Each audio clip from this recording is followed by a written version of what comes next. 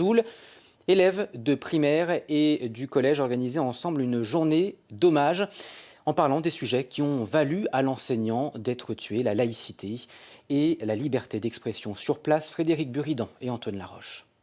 On demande donc ce qui, pour vous, est un professeur et qu'est-ce qui vous apporte. Et là,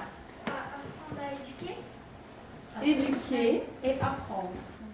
Dans le CDI du collège, ils sont une quarantaine d'élèves, des 6e et des CM1, CM2, qui ont fait le déplacement depuis l'école voisine des REP. Ensemble, ils échangent sur la liberté d'expression, le rôle du professeur et sur ce drame, l'assassinat de Samuel Paty. Moi, ce que je retiens, c'est que personne ne doit se faire assassiner. Il n'y a pas le droit. Personne ne le mérite. On commet des crimes, mais il l'a dit, il ne fait que son devoir. Et pour toi, c'est quoi la liberté d'expression? C'est de s'exprimer comme on en a envie. Moi, je pense que Samuel Paty, il a fait son boulot.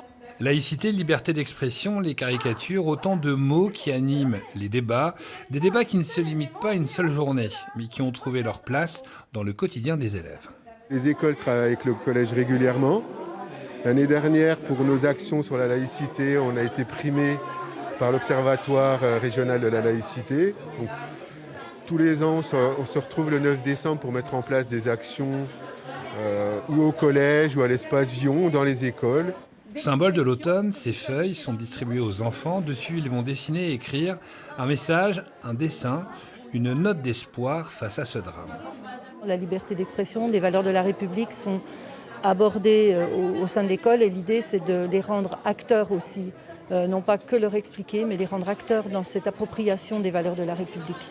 Des feuilles qui ont rejoint ensuite l'arbre de la laïcité dans la cour du collège, tout un symbole dans cette journée d'hommage à Samuel Paty.